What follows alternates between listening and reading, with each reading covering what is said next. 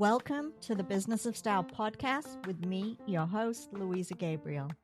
I'm a personal stylist and image strategist who grew a successful six-figure business, and now I'm educating and empowering other personal stylists and image professionals just like you to do the same. So please keep listening to hear the lessons I've learned and the strategies I've used along the way that are guaranteed to take your personal styling career from side hustle to six figures too.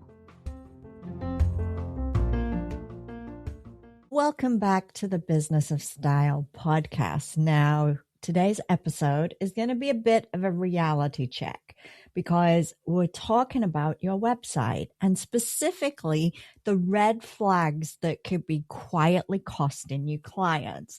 Not in an obvious way, not in a dramatic, everything's broken kind of way, but in the subtle moments where someone lands on your website, hesitates, and then leaves. And here's the thing, most of these issues are completely fixable, but only if you know what to look for. So today, I'm walking you through 10 website red flags you need to fix now if you actually want your website to convert visitors into paying clients. And yes, this is going to be a mix of strategy and a little bit of tough love along the way. So, red flag number one. You don't actually have a website. Yep, we have to start here. If you don't have a website at all and you're relying solely on Instagram or social media or Stan stores, you're making it harder for people to trust you because when someone is considering hiring a personal stylist, they're going to look you up. And if they can't find a professional, structured, credible space that really explains what you do, it actually starts to create doubt in their mind. So even if your work is incredible and the things that you're sharing on social media are absolutely amazing, a website, it gives context to your work. It gives clarity and it also gives confidence. And without it, you're asking people to make this high investment decision with very little information. So if you don't already have a website and you are relying on Stan stores or just on social media, get yourself a website. Even if it's just one single page to start with that explains who you are, your experience, and what you do. It's going to make the difference. It's going to build up trust and build up credibility. Red flag number two, you're not a main character on your website. So your website exists, which is great and very important, but you're barely on it. It's full of stock images, outfit photos, and maybe somewhere you kind of hit on a small little headshot, but you're keeping it as far out of sight as possible. But here's the truth. People don't actually hire styling services. They hire you as a stylist. So that means they want to see you. They want to understand you and get to know you. And they want to feel your presence on everything that you do. If your website feels impersonal or generic, it actually creates a distance, and distance makes it much easier for someone to click away. So if you are not appearing as a main character on your website, this is something you need to do. Make sure that you're on it, that it represents you, and it speaks clearly to who you are and what you do. Help those potential clients connect to the person behind the business because you know what? You are your business when you're a stylist. Red flag number three, you make claims without proof. Things like, I'm certified, I've been featured in, I've worked with, but there's nothing to back it up. There's no links, there's no logos, there's no visible proof. And in today's world, people are naturally skeptical and they want to see evidence. They want to see proof of the claims that you are making. So if you don't show evidence, your credibility actually drops instantly. Even small additions like your certification badges, any press logos, links to the features, instead of just putting featured in the Daily Mail or featured in Harper's Bazaar, actually link to that article. This gives instant credibility that people want. Anybody can make a claim. Anybody can go on their website and say, yep, I am an award-winning stylist. But you have to be able to back it up. There shouldn't be a logo for a magazine that you've been featured in on your website without having that link to provide credibility. And it's also a good thing for your SEO. Let's face it. The more backlinks you have to high performing sites, it's going to help in your Google ranking so that more people can find you. So why, if you have these links and you have these articles, you've been featured, you've won awards, you have certifications, start showing them, start backing them up with the links. This can completely change how trustworthy your website feels. Red flag number 4, your website isn't mobile friendly. Now, this one drives me absolutely mad. It is a personal pet peeve. You go to a website, you're on your phone, because let's face it, the majority of people now are accessing websites and finding information on their phones rather than on desktops or laptops. So you're on your phone, you're looking at this website and you can't see it properly. Like the text is all over to one side. You try scrolling, but it moves to the left and moves to the right and all over the place. And you can't actually get the information. This is because you didn't optimize the website to make it mobile friendly. What people don't always know, and this can simply be because, hey, you're trying to build your own website and it's not your forte. You're a stylist, right? But you should be creating 2 different sites. You should be creating your desktop friendly site and you should be creating a mobile friendly type. And the good news is when you're using different platforms like Wix or WordPress, there is the option to check and make sure they work for both types of devices and viewing. So if your site is hard to navigate, if it's slow, if it's cluttered, if it's difficult to read, you're actually creating friction. And people don't tend to push through friction. They leave and they go to a website that is easier to follow, easier to navigate, works quickly, isn't cluttered, and they can get to the information they want very quickly and easily. A beautiful desktop site really means nothing if the mobile experience is going to be frustrating because so many people now are using mobile devices. So please, please, please make sure that your site works for both. Red flag number 5, there's no proof of your work. So you're selling a transformation, right? But there's no visible transformation anywhere on your site. There's no before and afters. There's no case study. There's no real client examples. It's just nice outfits or inspiration. But you know what? That's not enough. People want to see what actually happens when they work with you. They want to see tangible proof that delivers results, not just good taste and good flat lays and creative lookbooks. They want to see that you can back up the claims you are making about your styling services. Now, you might be saying, well, doesn't everybody do this? Like, doesn't everybody have before and afters on their website? You would be amazed at how many stylists and image consultants don't actually have this on their site. And it's such an important thing that you do need to show.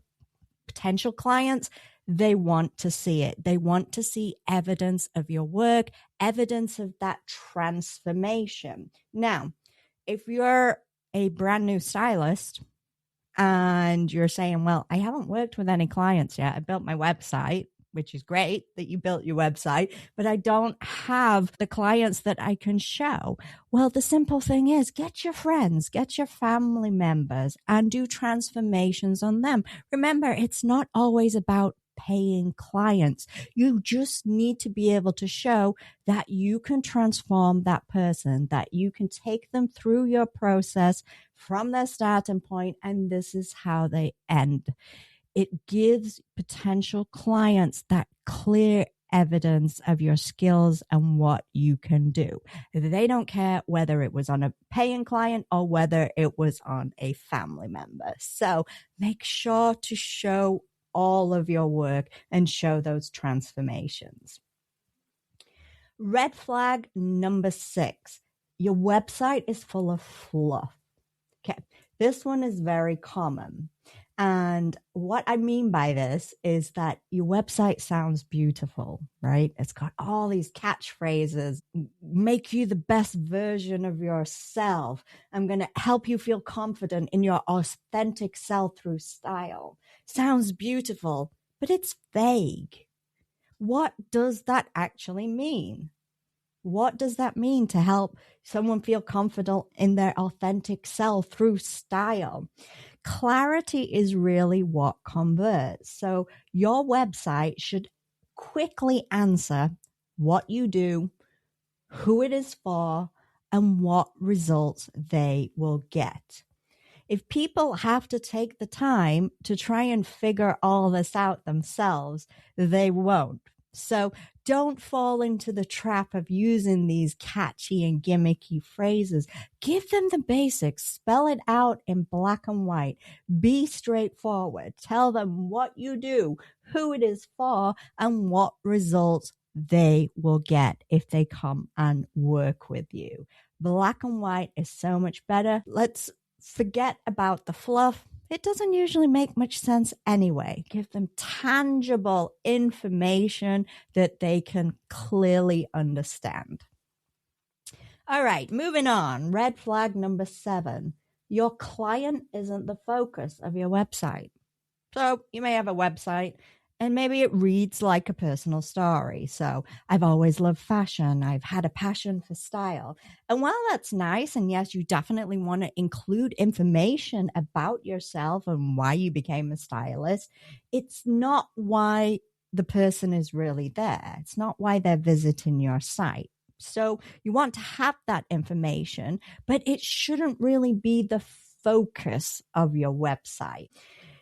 People are visiting your website because they have a problem. They feel stuck. Maybe they feel overwhelmed. Maybe they're feeling some disconnect from their style right now.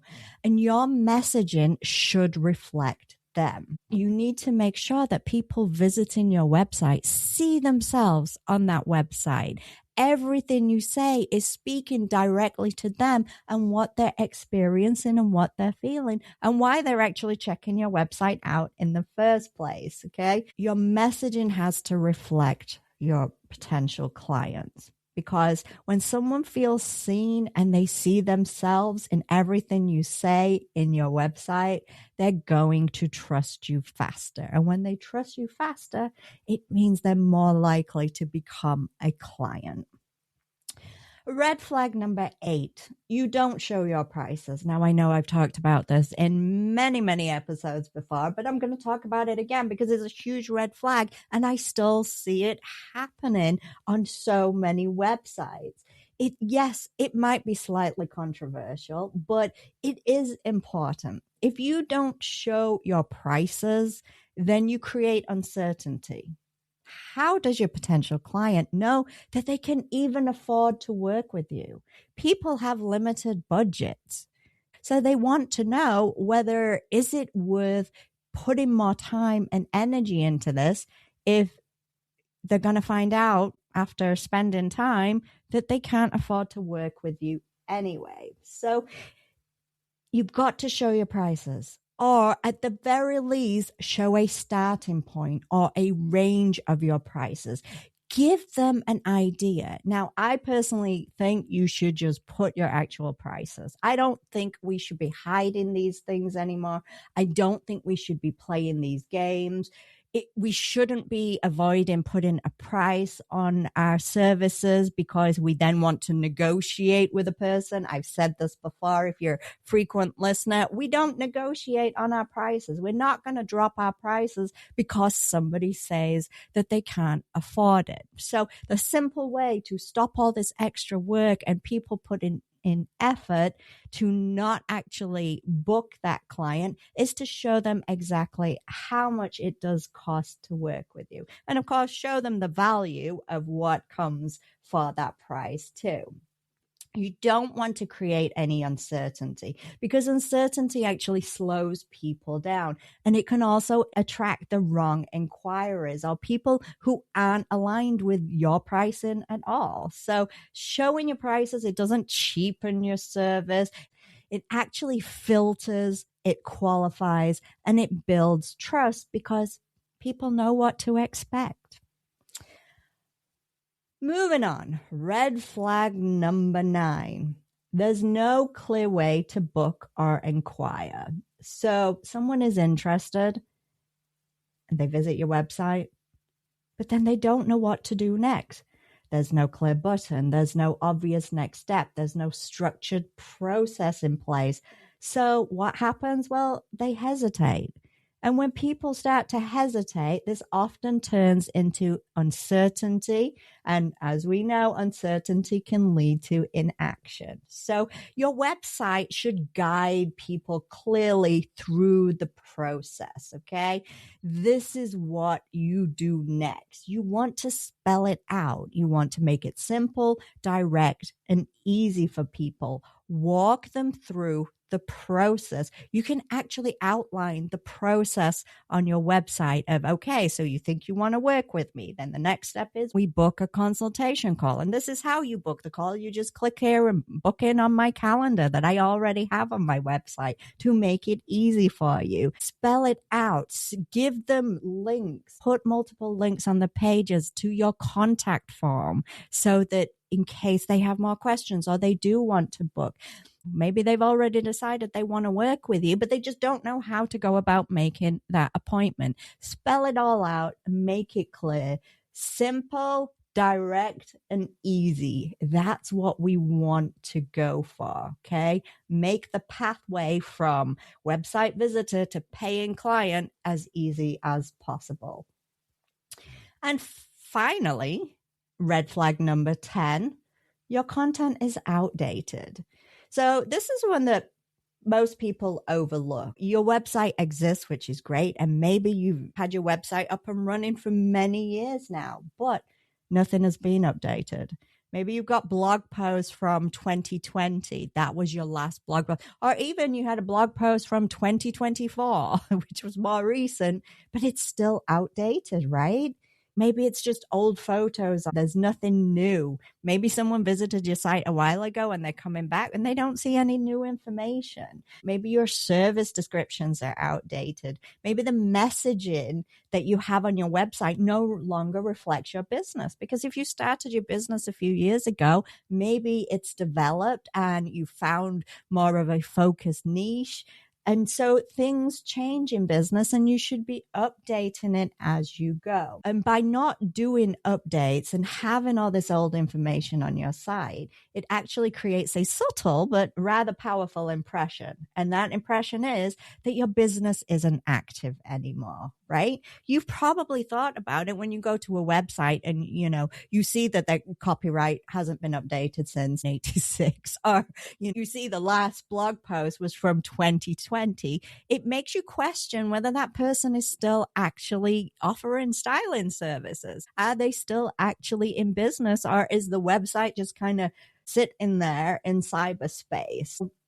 It's going to create that impression that maybe you are not open for business, and we don't want to do that. It also creates the impression that things might not be current or relevant. And as a stylist, we know that the fashion world is forever changing. And while we may not focus on trends, we still do need to keep up to date. What is on the runways of Paris, London, Milan? What are we going to be seeing in the stores this summer so that people can actually go and find these things? So It has to be current and it has to be relevant. And also, I think it can sometimes give the impression that maybe you're not fully invested in your business. And while your business might be secondary to your full-time, job, and you're just really trying to get it off the ground, but you don't want to give that impression to people who might be considering working with you. They want to know that you are fully invested as a stylist and fully invested in working with them and getting the transformation for them. So fresh content, it signals relevance. It shows growth and it builds trust. So you want to be going on your website on a regular basis. Even if you're just posting one new blog post a month, it shows it's updated. It makes it more current, more relevant, and shows that you are still definitely in business and they can work with you if they want to. So here's what I want you to take away from this episode. Your website is not just a place for information. It's actually a decision-making tool for people, and it shapes how people see you and see your business before they even speak to you.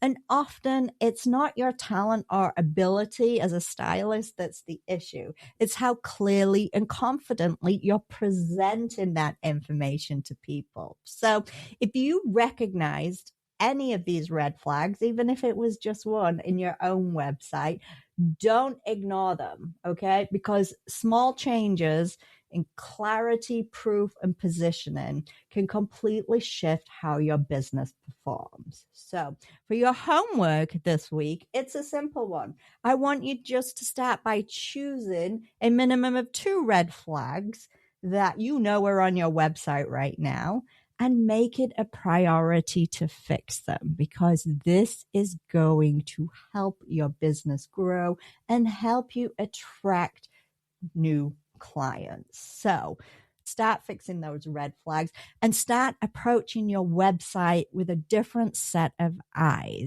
and make sure that you are using it as a decision-making tool for potential clients and giving them exactly what they need to decide to work with you. So that's it. That's today's episode. Thank you, as always, for tuning in, and I will catch you next time.